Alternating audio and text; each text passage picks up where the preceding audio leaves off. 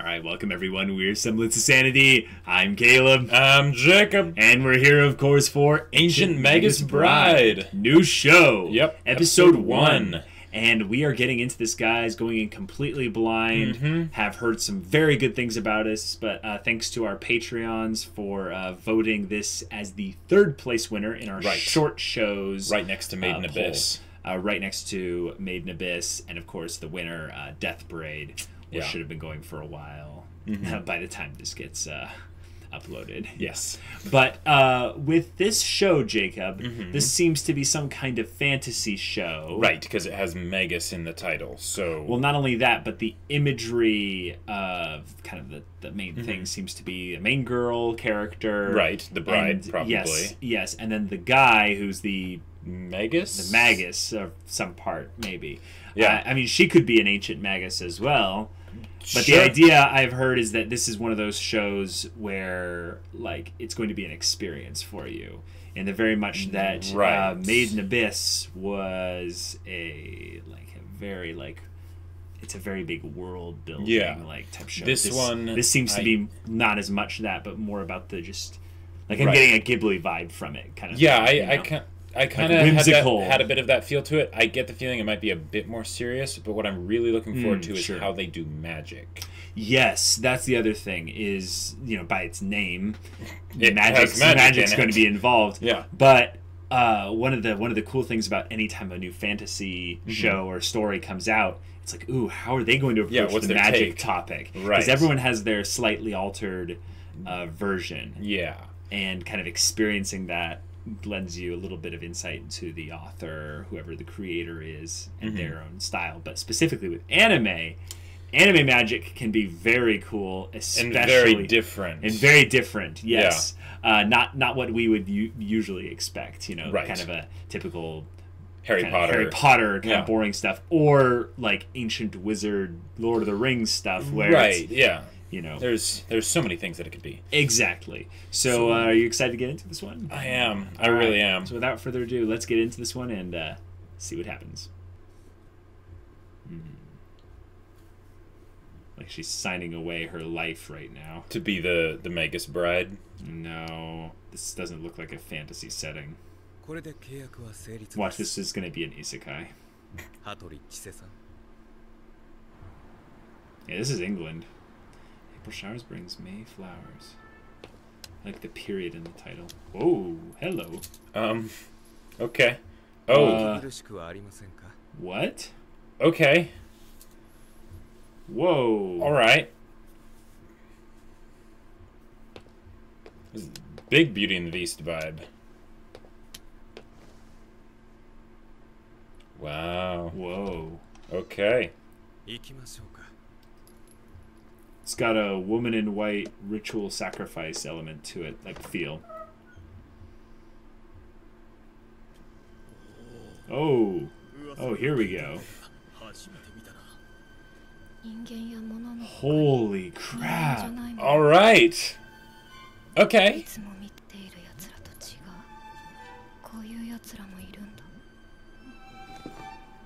Okay. Jeez. Wow. The product. Oh, jeez. Wow. She's being sold.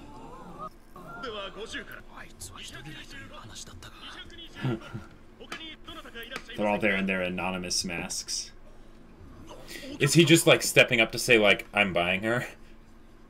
I don't know. Jeez, his face is...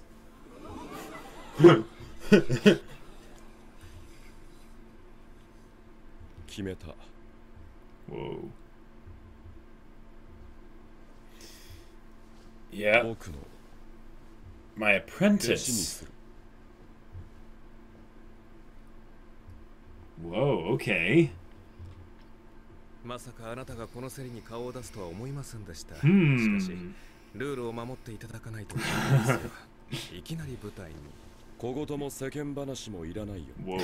His voice is very commanding. I am the main character. Or a main character. I recognize it, though. It's... 背筋を伸ばしてしっかり前を見るんだ。いいね。はい。Is it Kirei Kotomine? Possibly.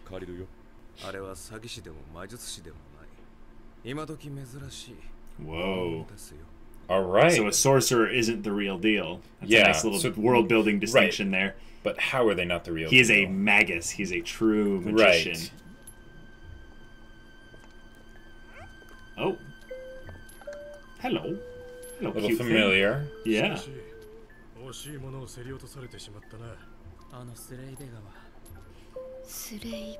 The familiar?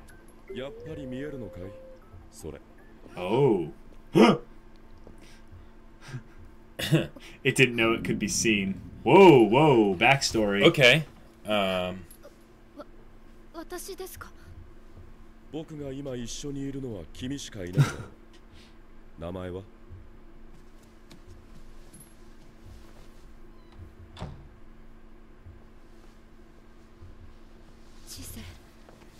Chise. Hattori Chise. 僕はエリアス。エリアス。エリアス・エインズワース。どうやら君はきちんと見える目を持っている。To see like magical creatures yeah. and spirits or what have you. あんなお荷物引き取れないわよ。しかし施設へやるの。また変なとこ取れ。Whoa. Oh crap.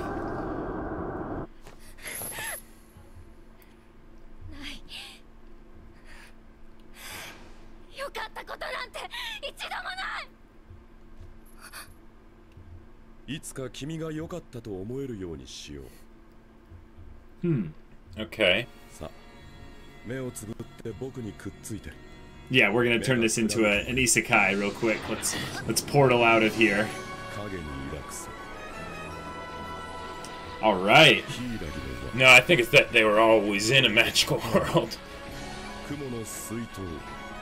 But they're leaving this place to go to wherever he lives. Right. And I'm guessing it's a lot more magical than downtown England. Yeah. You know, downtown London. Mm-hmm. Oh, this looks pretty normal. A mansion, but this is just a cottage. Oh, this is very homey. Yeah. It's colorful. It's gorgeous. Oh,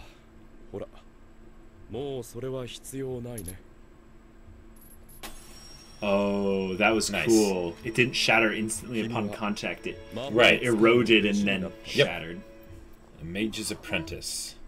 Right, because he is the mage.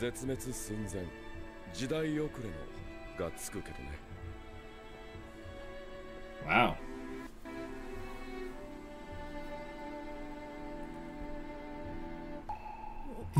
What? What? 一人でできます。使い方がわからないだろ。それに小汚いから洗ってあげる。使んないと温まらないよ。全部見られた。Yeah. 温まったら出てね。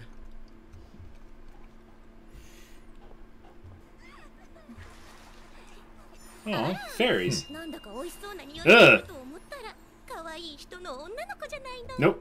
Do not eat. Not good for eating.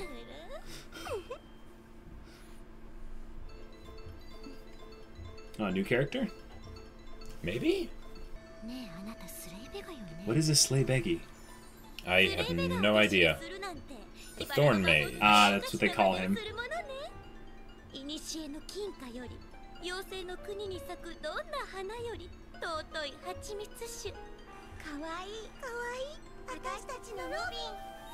Are they talking about her hair? Maybe? 私たちはいくらだって力を貸してあげるわ。とりあえず飲んだり食べたりして落ち着いてよ。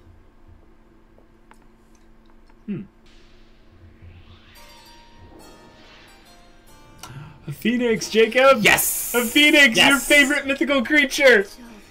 弟子というのは。弟子は弟子だよ。僕のパピー。僕のパピ。スレイベガはほとんどいないから。She, the honey, remember? It's what? 君たちスレイベガはあらゆるものを引きつけ捉えることができてしまう。Wow. Anytime they talk about binding in a magical world, that's a big deal. あれらは女王蜂が見えようが見えまいが関係なくよる働き蜂なの。Dang. Okay. 見えまいが。知性は見えるようだけど、君たちにそういうのは稀なんだよ。君はきっととてもいい魔法使いになれるよ。だからってあれしろこれしろ言う気はないけど。でもそれって花から拒否権ないですよね。まあね。でも That little goober face. 魔法使いだって無数にある道の一つ。君はもう家族のようなものなんだから甘えてくれて構わない。家族。But it's not really your choice, so there is that aspect of it. これはまじないの石。川底で自然に穴の開いたものでね。君を守る石だ。Okay. あげるよ。It's kind of a symbol of the family he's wanting to build here. Whispers. Oh. Jeez. Okay. Okay. That was neighbor. Yes.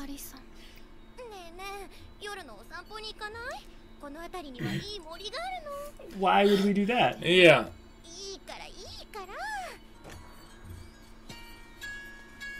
At least she has her adder ring. Yes.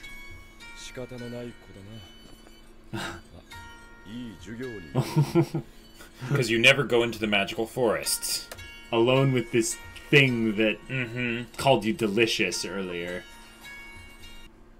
Music stopped. だいぶ歩いたよ。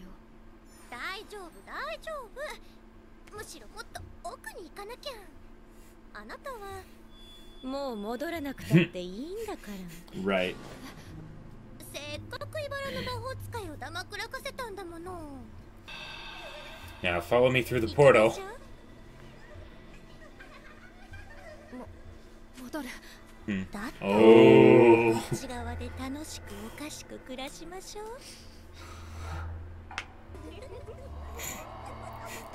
Not at all ominous. Of course, they're probably charming her or something like that. Yeah, weaving some kind of spell. チセ、どうしたの？いけない。私は帰らなきゃ。どうして？一度だけでも家族だって言ってくれたから。だから。僕のパピー。もうきちんと自分の巣を覚えたみたいだね。Whoa, he's just there. Yep. なんでここが分かったの？首輪と鈴がついてるからね。Oh yeah, that's probably what it is. Yeah, I figured it was just something to alert him. 今回は見逃してよ。Be gone. I'll forgive you just this once. Oh my gosh. 私たちのロビーを守れるかしら。Oh man. これでいい経験になっただろう。彼らの多くは甘い言葉で I love how his face changes like that when he's trying to be like teaching and nice and unintimidating. Right. Exactly. 君はもう僕の弟子なんだから頼りなさいね。温かい。帰ったらその手を手当てしないとね。未来の僕の奥さんに傷が残って。Oh, there it is. Yeah. Wait, what? 奥さん誰が誰のあれ言ってなかったっけ？君を買ったのはもちろん弟子にするつもりでもあるけど。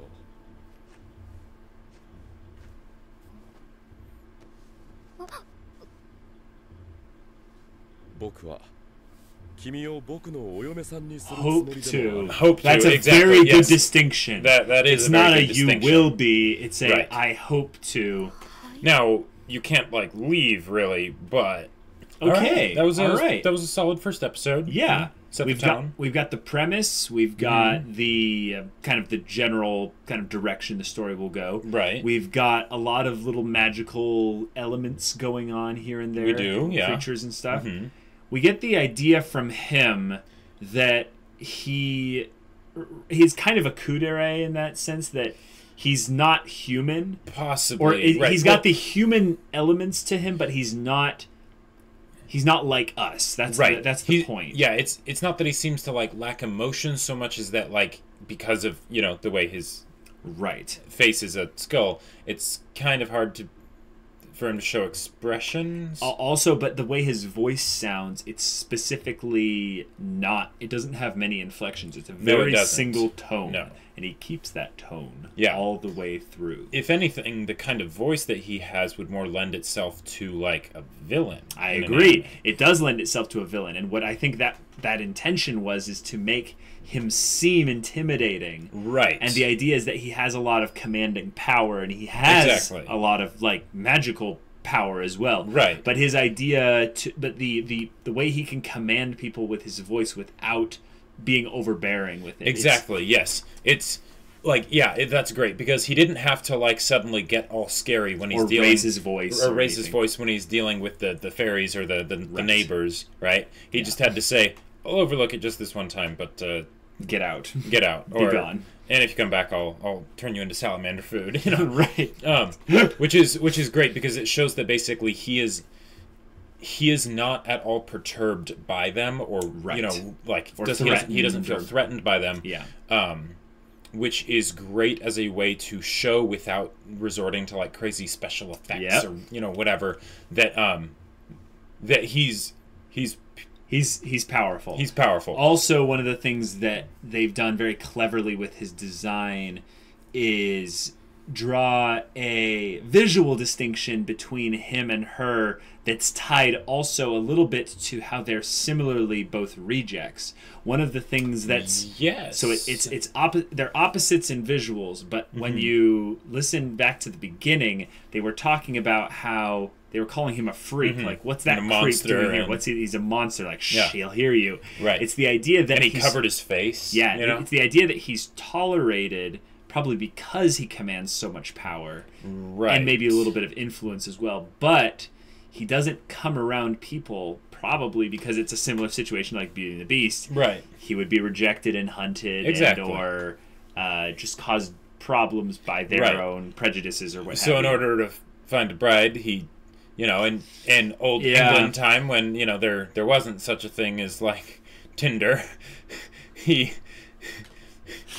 No, I think he knew that she was there. Yeah. The idea that he was lucky because he got a whatever he called her. No, that was very intentional. Whether it was from, like, some sort of, like, vision or whatever, like, he went straight there. She's a rare of a rare of a rare, basically. Yeah. There's a lot of distinct specializations to show that she's a one in a million, basically. And he's trying to say that as a, hey, this is a compliment. You're very special, and that's, of course, why I bought you as a slave. But, you know, forget that, because I'm going to treat you like a slave, you know. Except that you can't leave, you know. You can't leave. Like, there's that little detail. Right.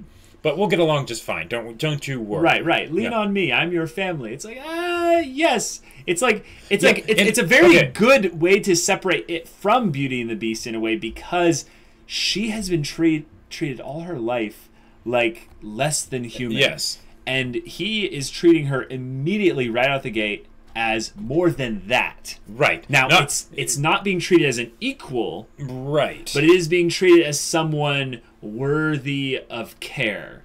Yeah. And I think that she has not experienced care or even compassion from really anyone. Yeah. So as a main character, that's very risky, because you make her extremely, like, relatable in a very small facet. But other than that, her motivations, all these other things are very, like, small for now. Yeah. But the potential is that he's basically telling us, this is what you could become. In fact, this is what you're going to become, if I have anything to say about it. This is just one of the things you can become. Yeah. So your character is a treasure trove of potential. Right. And one of the things that they didn't actually say here, but it could be inferred. What's that? Is that since, because of whatever plot reasons, you know, of the kind of person that she is, she is desired by the other magical creatures and peoples and stuff. So it could also be something. Now, granted, you know, he is taking away her free will. She attracts them. Yes. But it could also be something where if she were just going out and about, she would not be safe.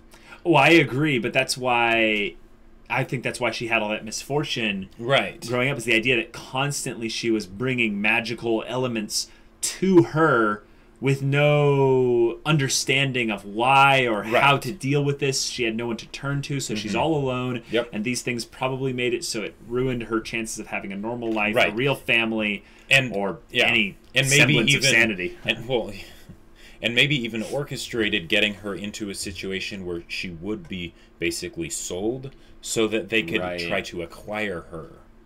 I think also what could have happened is they tried to put her up in an orphanage of some kind, and the orphanages had like an incident, and it was like, we got to get rid of her, so she gets sent back to a bunch of relatives, and the relatives don't want her either. Now all these stories start to queue up, and then the secret mage society steps in and goes, we're going to take her off your hands. Yeah, exactly.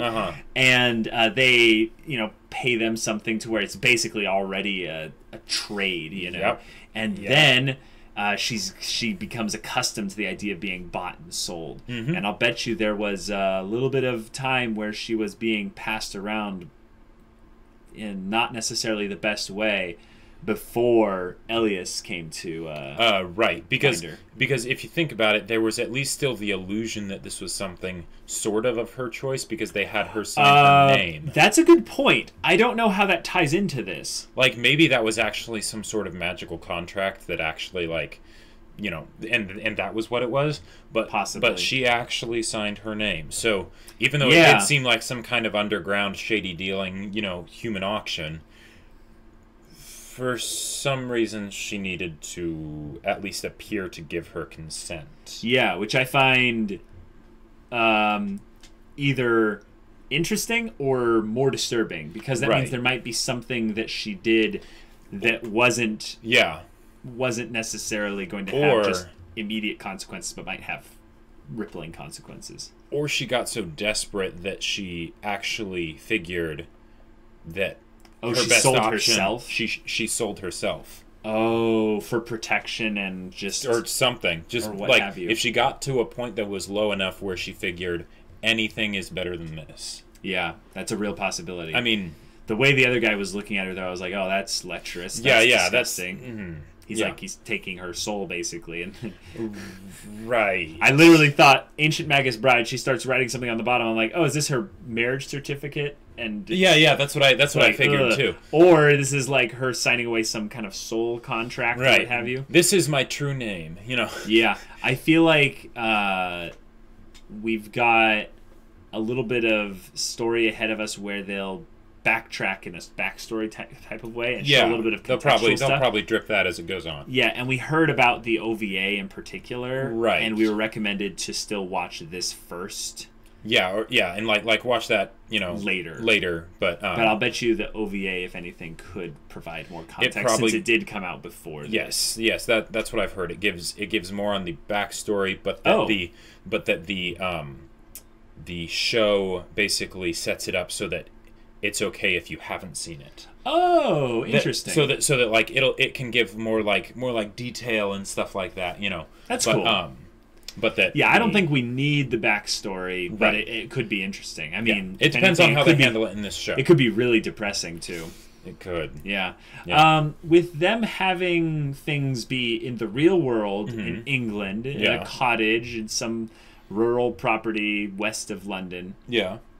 I got a little bit of the Harry Potter vibe. I did too. But I actually got a little bit more of the, like, kind of, I don't know, kind of the aspect of where, there's the real human world here, but then there's these secluded areas where it's kind of like a magical there's some barrier that just makes it so that like regular people just tend to not go there, Well, that, definitely. But having there be an actual like secluded zone where it's not necessarily even the human world. It's like it is the human world, but it might even be like his magic might even make it some kind of separate dimension even. Yeah. Well, and they did mention the site though, so that basically that brings up the idea that it could be a parallel sort of thing that's going on all the time, but most people just can't see it. I think that's the case with the magical creatures, spirits, or whatever those things are. And he said that we rely on them to be able to use magic.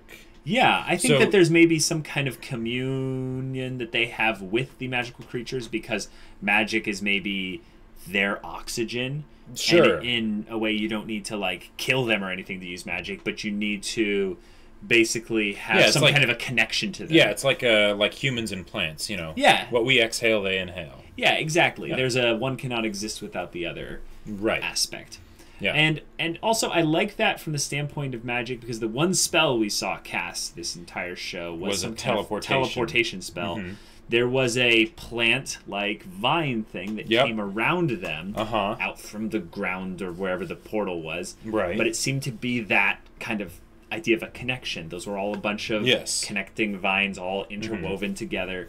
Right, and it's still rooted to the ground. You know, it's not probably like coming from the place that they were going to, potentially. Possibly. But then there were also the incantation, the spoken word aspect to the magic. So that's a thing. Right. That's almost the case in every single magic. Yeah, usually. I mean, side is some kind of spoken word.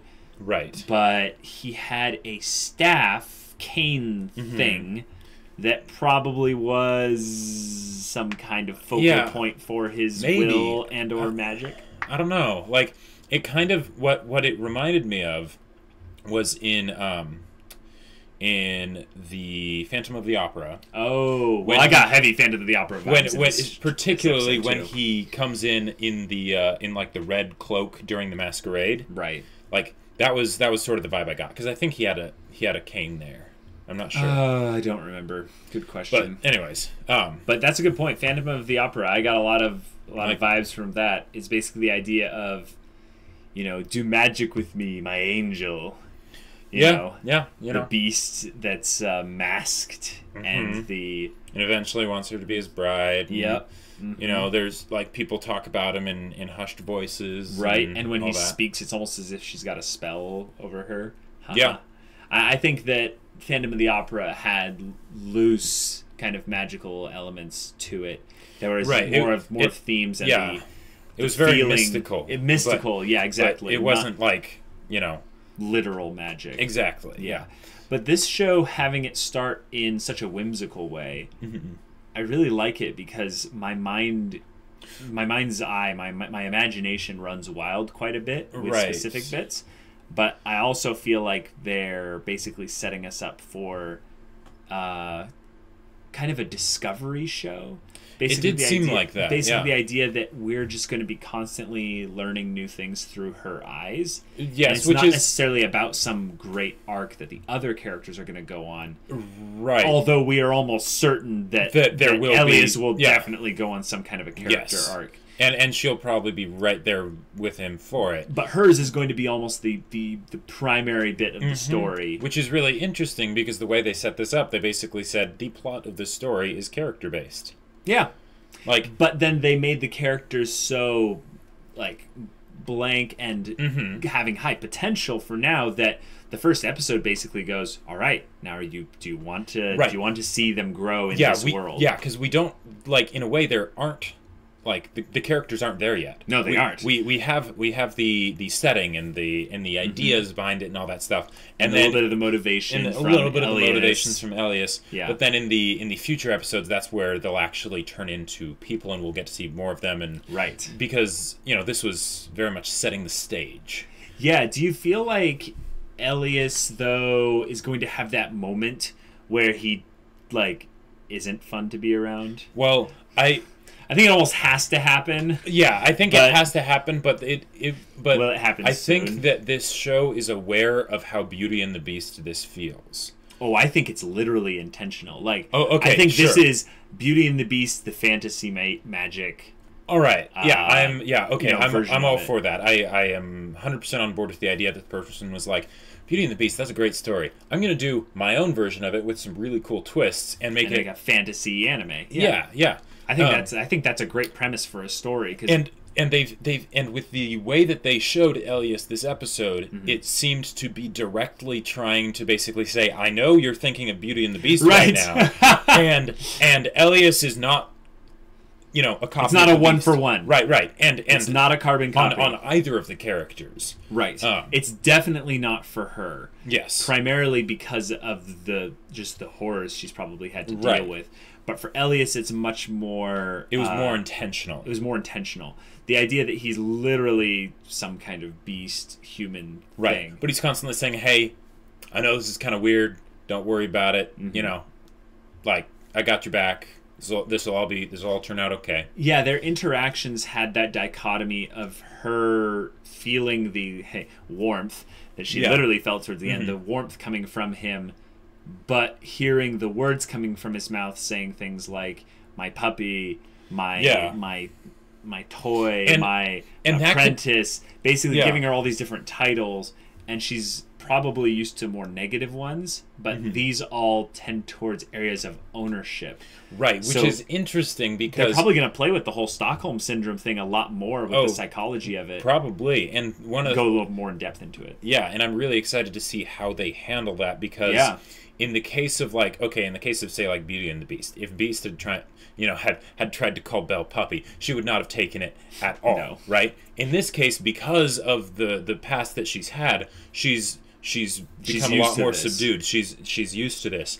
So that's right. Since I'm hoping that those points will be points where for character growth. Yes.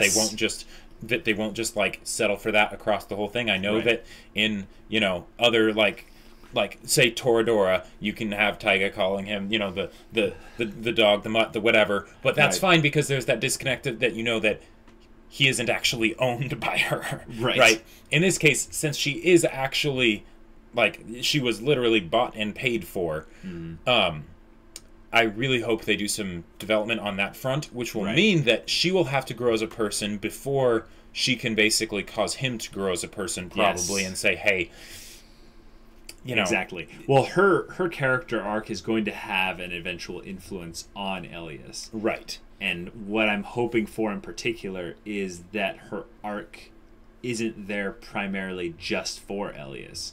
The idea that she's going to go on her own character growth and development. Right. And once he starts to develop, she continues developing. Yeah. It's the idea that once he starts developing from her, she doesn't stop and become, okay, now I'm done. Right. Now it's your story. I hope this show is more than one core. I don't know if it is. I think it might just be one core, but if it is, I hope that it's not done there. And that feels weird to say because I usually, ideally I'd want it to be in one core, right? Time, But with the way this first episode set things up, it seems like they're setting it up to be able to do a lot of character development, not just from the standpoint of time with the characters, but having them begin in one place and end somewhere very different. Very different. And since it's the kind of thing, especially with the kind of tone that they set for this one, it seems like it's something that will go over a very long period of time. Well, also because the bride aspect brings the question, will these two eventually fall in love for real? And in order for that to happen, they first need to grow a lot. Right, and also they need to set the stage for actual love to even make sense. Exactly, and it doesn't right now. It doesn't right now. So I'm hoping for at least 3 cores, at least. I'm hoping for maybe 3 to 5. Now, that would be awesome to get this story into the nitty-gritty of the world-building aspects, but specifically keep these two characters front and center together through it all and show growth along multiple aspects of their characters simultaneously. That would be that would be fantastic. I think that's where this story has the potential to go from being a good show to a great show. Right, especially since from what they established so far, it seems like this will be a small cast show. I'm totally okay with that. Yeah, like they have the maid person, Silver or whatever her name was, but even then she seemed to, she spoke twice. She spoke twice. Or once. Yeah, exactly. So it very much seems to be focused on... But those two could be the main characters, but they could also do the thing where you have a slew of tertiary characters. Yes, you have the side characters. Right, almost. you have the side characters, which are maybe 3 of them. Yeah. But the tertiary characters, which are those fairies, for instance, or the Ariels or something, have 100 of them. Yeah, basically they could totally do have that. This constant discovery of little to make aspects the world of the world seem very big and expansive, even though the focus is very small and personal. Exactly. Yeah. I'm excited for it. Me too. I think the show might have turned off a couple people because it's not as clearly defined. Like something like what we recently started watching was Made in Abyss, and Made in Abyss's first episode is it has a lot of mystery, but it's a very simple premise. Right, it's a clearly defined mystery in that sense. This one's premise doesn't tell you where it's going to go. Right. It literally just tells you he would like to marry you someday. He would like to make you his apprentice. Yeah. What does that entail? Exactly. No idea. Is he going to like be like, okay, you're my apprentice. Oh yeah, the wedding's tomorrow afternoon, and then hopefully you'll grow to love me. Or is it going to be something where it's like, you know, I'm going to woo you. I'm going to woo until you over. Say yes. Exactly. And I will let you leave. Yeah. Yeah. Exactly. Right. There's all these conflicting elements in here that make it so her character kind of does have all the power. In a very interesting in some way. Ways, yeah. She is not there of her free will, correct? But the way that the story is unveiling, even at its slowest pace, it basically puts all the power into her hands. Right, especially since she actually has like a plot thing that's like, oh yeah, by the way, you have a lot of power apparently. Right, you have a whole lot of impetus to progress the story by your own action, but she chose to walk out during the night walk, which was very much not a wise decision, but she ended up basically making the choice because I think in some ways she enjoys the opportunity to exercise her free will. Exactly. Yeah. And by the way, I'm so glad that the necklace that he gave her is just like a little bell, not some sort of like force field like protection. Well, we don't know about that yet. Well, so far we don't know about that, but maybe when necrotic damage is sent at her from some ancient like skeletal being, it'll ward off like when she 80% awakens some of it. lich or something like that. Yeah. Yeah, I'll bet you that right now it is basically just I know where you are at all times charm. Right. And then if any kind of protection exists, it's very minimal. But if someone did try to cast a spell on her, who knows? It might. I could see it actually providing some kind of resistance. Yeah. I also could see it being a thing where the end of this cour or the end of this season or what have you has her taking that off. I was gonna say, yeah. Yep. I could see it. It's a very good little monumental little piece in the story where you basically go, all right, we put some stones in the ground here. Right. This is a marking point. There will be a point in the story where we come back to this marking point. Yep. And revisit in a way to show how much you've grown and Elias has grown. Yep. So. Cool stuff. I'm excited to see what happens next. Yeah, and if you want to see what happens next, go check out the link in the description below for our Patreon's early access. You can get on that and also our Discord as well, which comes with it. You can chat with us about storytelling, Ancient Magus Bride, or whatever. It's up to you, and we'll see you there. But until then, we're Semblance of Sanity. I'm Caleb. I'm Jacob. And we'll see you all next time.